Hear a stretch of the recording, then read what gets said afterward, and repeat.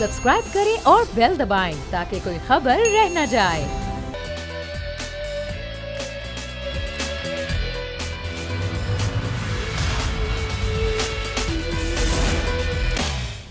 बिस्मिल्लाहिर्रहमानिर्रहीम, अस्सलामुअलैकुम। प्रोग्राम में मैं सुमैया रिजवान आपको वेलकम करती हूँ। नाजरीन, मुल्क की सूरत हाल ये है कि पाकिस्तान तहरीक इंसाफ के चेयरमैन इमरान खान ने 25 तारीख का ऐलान कर दिया है, यानी कि परसों बरोज़ बुध, जब वो एक लॉन्ग मार्च करने जा रहे हैं और श्रीनगर हाईवे पर उन्होंने तमाम कारकुनान को जमा होने के लिए कह दिया है। दूसरी जानिब जो हुकूमत है उसने भी अपनी तैयारियां मुकम्मल कर ली हैं। वैसे तो उन्होंने कहा है कि यहाँ तक आप महदूद रखें अपना लॉन्ग मार्च, लेकिन डी चौक और रेड जोन इनको जो है वो सील किया जा रहा है। कंटेनर्स कई जगहों पे लगा भी दिए गए हैं और कई जगहों पे लगाए भी जाएंगे। दूसरी जान एक और बहुत बड़ा चैलेंज हुकूमत के लिए वो है मईशत, और मईशत की सूरत हाल से निपटने के लिए हुकूमत की जो पॉलिसी है वो कहीं इस तरह नजर नहीं आती कि पेट्रोल और डीजल की कीमतें एक बार फिर ना बढ़ाने का फैसला किया गया है। और ये कहा जा रहा है कि IMF से इस पर बात की जा रही है क्योंकि बीच की राह निकले। लेकिन अभी जो सूरत हाल है वो ये है कि स्टेट बैंक ने 2 माह के लिए अपनी मॉनेटरी पॉलिसी जारी की है, जिसमें शरह सूद को 1.5% बढ़ा दिया गया है। और अब जो शरह सूद है वो है 13.75%। और ये शरह सूद असर पड़ेगा, जाहिर है वो किस तरीके से पड़ेगा। सबसे पहले ज़रा इस पर बात कर लेते हैं। हमारे नुमाइंदे कफील अहमद हमारे साथ हैं, उनसे पूछते हैं कि ये 2 माह के लिए जो मॉनेटरी पॉलिसी है इसमें और मजीद क्या है। कफील बताइएगा, शरह सूद जब 1.5% बढ़ा दी गई है तो अब क्या सूरत हाल होगी? देखिए, आज मॉनेटरी पॉलिसी कमेटी का इजलास हुआ था और आइंदा 2 माह के लिए स्टेट बैंक ऑफ पाकिस्तान ने जो है वो शरह सूद को 150 बेसिस पॉइंट से इजाफा कर दिया है। और 150 बेसिस पॉइंट का मतलब ये है कि जो 12.25% पर थी शरह सूद, वो 13 बढ़कर जो है वो 7.5% पर हो गई है। जो कमेटी इजलास में बताया गया कि मॉनेटरी और इक़्तिसादी पॉलिसी जो तलब है उसको पायदार करना है, महंगाई की तवक्कुआत और बैरूनी जो खदशात को कम करने की जरूरत के तहत ये टाइट मॉनेटरी पॉलिसी जो है वो पेश की गई है। और अब देखिए बैरूनी और अंदरूनी हालत से मुतासिर होती है। हम इसलिए कहा गया रिपोर्ट के अंदर कि जो मॉडल साल 2022 की नमू है उसको मजबूत देखा जा रहा है, लेकिन इस वक्त जो करंट अकाउंट खसारा है वो 13 अरब डॉलर तक जो है वो पहुंच गए, जिसके बायस खदशात हैं उसे कंट्रोल करने की जरूरत है। इसी तरह अगर आप देखेंगे कि जो 2 माह के लिए पॉलिसी इख्तियार की गई है उसके बाद जो महंगाई के हद तक जो है उसको रोका जा सकेगा। और क्योंकि इस वक्त अगर हम बात करें डॉलर की, तो डॉलर आज 2.80 पैसे इजाफे के बाद 200 रुपए 94 पैसे पर बंद हुआ है। और इससे अगर हम बात करें ओपन मार्केट में, तो ओपन मार्केट में 201 रुपए 80 पैसे पर जो है वो ट्रेड हुआ है। और इस वक्त सबसे हाईएस्ट है पाकिस्तान में। इस वक्त मैं आपको ब्रेक कर रहा हूँ खबर के 2350 रुपए जो है वो फी तोला सोना 1,41,650 रुपए की रिकॉर्ड लेवल पर जो है वो पहुंच चुका है। और इंटरनेशनल मार्केट में $15 का इजाफा हुआ है और 1,800 का जो है वो इस वक्त गोल्ड ट्रेड हो रहा है। तो ये तमाम सिचुएशन है। अब देखेंगे कि जो स्टेट बैंक का ये फैसला है वो किस हद तक मुआविन साबित होता है आइंदा की इक़दाम के हवाले से। बिल्कुल सही कह रहे हैं आप। ये आगे किस तरह इकोनॉमी को संभाला जाएगा, ये फिलहाल जो फैसले हैं वो नज़र आ रहे हैं। बहुत शुक्रिया कफील अहमद। लेकिन जो दूसरी ज़ाहिर है वो लॉन्ग मार्च के हवाले से, जिस तरह मैंने अपने इंट्रो में कहा कि हुकूमत तैयारियाँ जो मुकम्मल कर ली हैं, ना सिर्फ इस्लामाबाद बल्कि दीगर शहर हैं जहाँ से काफ़िले निकलेंगे वहाँ भी हाई अलर्ट जारी कर दिया गया है। भारी नफरी उधर से भी तलब की गई है। साथ ही साथ जो PTI के मुजाहिरीन हैं उनसे निमटने के लिए 8,000 पंजाब पुलिस की जो है वो एहलकार वो तलब किए गए हैं। साथ ही साथ 2,000 बलवा फोर्स भी पंजाब से तलब की गई है। FC के 5,000 अफसरान और एहलकार तलब किए गए हैं। और सिंध से भी पुलिस की 2,000 नफरी जो है वो तलब की गई है। और इसी तरीके से रेंजर्स की भी जो है वो 2,000 नफरी तलब की गई है। कैदी वैनें भी मुख्तलिफ सूबों से मंगवा ली गई हैं। ये है सूरत हाल। अब ये जो आगे का जो माहौल है मुल्क का वो किस तरफ जाएगा। बार बार इलेक्शन की बात की जा रही है, लेकिन इत्तेहादी और हुकूमत ये समझती है कि इलेक्शन अभी नहीं होने चाहिए, अभी मुल्क की मईशत को, सूरत हाल को इससे निकालना चाहिए। इसी पर हमारे मेहमान हमारे साथ मौजूद हैं। मुझे कराची स्टूडियो से ज्वाइन कर रहे हैं नज़ीर लगारी साहब, सीनियर सहाफ़ी हैं, तजियाकार हैं, बोल्ड एडिटर इन चीफ हैं। आपको हम वेलकम कहते हैं, हमारे साथ मौजूद हैं। बहुत शुक्रिया आपका लगारी साहब। और हमारे साथ नवाब ज़ादा इफ्तिकार साहब भी मौजूद हैं पाकिस्तान पीपल्स पार्टी से, उनको भी हम वेलकम कहेंगे। बहुत शुक्रिया आप दोनों हजरात का। सबसे पहले लगारी साहब मैं आपसे पूछना चाहूँगी, अब ये जो सारी सिचुएशन है कि PTI ने तय कर लिया है कि जी 25 तारीख को हमने लॉन्ग मार्च करना है, हुकूमत उसको रोकेगी ज़ाहिर है रेड जोन जाने से और दीगर सूबों में जो सूरत हाल बनेगी, आपको लग क्या रहा है? क्या हम मज़ीद अफरा तफरी और अनारकी की तरफ जा रहे हैं? अनारकी की तरफ ले जाने की कोशिश की जा रही है।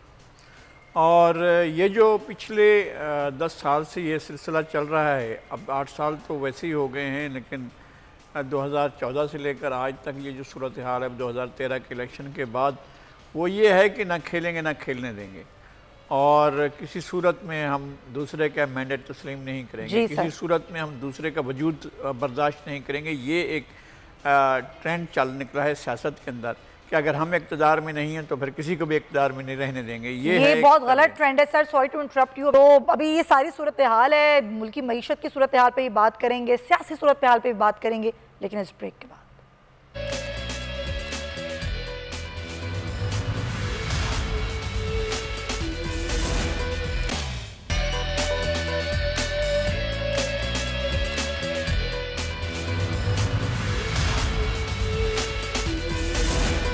जी नाज़रीन, welcome back to the show. और हम जो मईशत की सूरत हाल बता रहे हैं, जिसमें डॉलर बढ़ता जा रहा है, सोने की कीमत भी बढ़ रही है, शरह सूद को भी बढ़ा दिया गया है, मुल्क किस तरफ जाएगा अगर पेट्रोल और डीजल की कीमतें बढ़ाई जाती हैं हुकूमत की तरफ से। लगारी साहब, ये हुकूमत शायद मुश्किल फैसले उस तरह करना नहीं चाह रही, लेकिन इनके पास कोई और ऑप्शन भी नहीं है। अगर ये महंगाई करते हैं, जिस महंगाई को ये कहकर आए थे हुकूमत को हटा के कि जी ये महंगाई कर रही है, इनसे मईशत कंट्रोल नहीं हो रही, तो आज जो हुकूमत मौजूद है अब तो महंगाई तो उनसे भी कंट्रोल नहीं हो रही।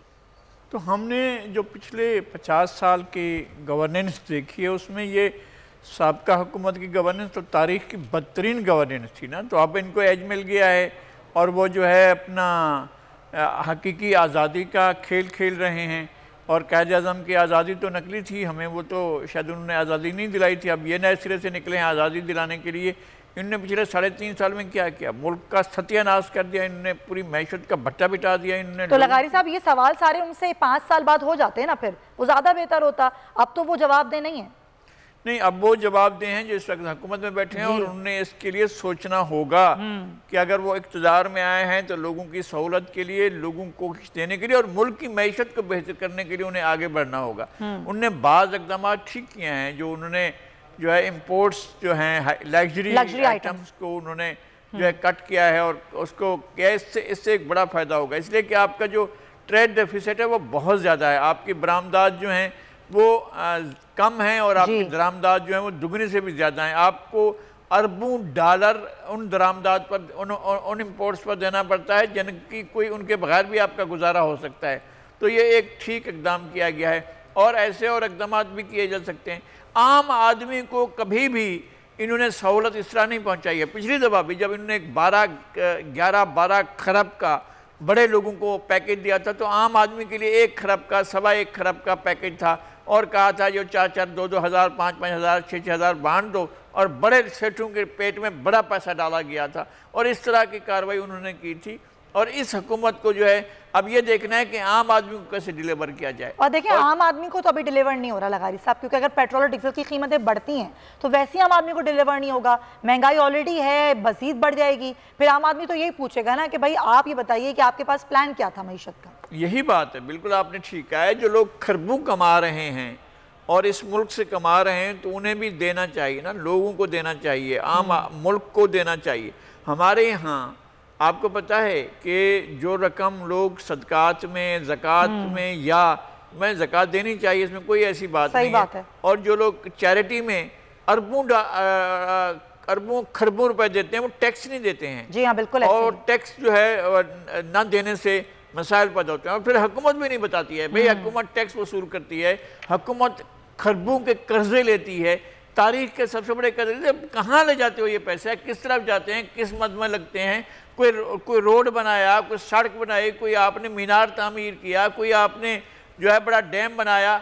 अगरचे डैम बनाने से भी मुल्क की मईशत और ज़्यादा ख़राब हो रही है, लेकिन आपको देखना ये है कि मुल्क को आप डिलीवर क्या कर रहे हैं, आम आदमी को क्या डिलीवर। तो लगाई साहब, इस मसाइल का, मगर अगर मैं समअप करूं बात को, तो इस मसाइल का हल क्या है? फिर टेक्नोक्रेट हुकूमत आ जाए, कौन संभाल सकता है फिर इस मुल्क को? नहीं, इस तरह से मेरी कोई तजवीज़ नहीं है। आपको मुद्दत इनको पूरी करने दें, अब आ गए हैं तो इनको मुद्दत पूरी करने दें और इनको काम करने दिया जाए। अगर ये फेल होते हैं तो फिर जो भी दूसरे हैं वो आ जाएंगे और अपना आकर इक़्तिदार संभालेंगे। लेकिन अगर इस खेल को ये किया गया कि हम नहीं खेलेंगे तो कोई नहीं खेलेगा, फिर पाकिस्तान चल नहीं सकेगा। सही है, ये सूरत हाल होगी। और ये आपको लगता है कि ये कुछ 1.5 साल में कर पाएंगे? इनके अंदर है कोई ऐसे प्लान है इनके पास?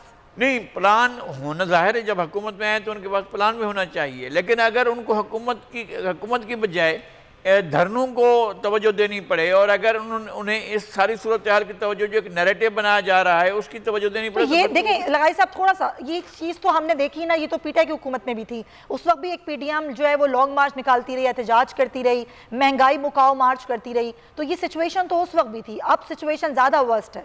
नहीं, मैं कहता हूँ उन्होंने ये नहीं किया है कि हम जाम कर देंगे और हम ये कर देंगे और हम जो है वो शहर को बंद कर देंगे और हम 40 लाख लोग लेकर आएंगे। उनने पॉलिटिकल एक्टिविटी की थी, ये नॉन पॉलिटिकल एक्टिविटी, सीरियस इस तरह के इकदाम आप कहते हैं चाहिए, इससे मजीद मुल्क को नुकसान होगा। बहुत शुक्रिया आपका नज़ीर लगारी साहब। नाज़रीन, प्रोग्राम का वक्त खत्म होता है, अपना बहुत ख्याल रखिएगा। अल्लाह हाफ़िज़।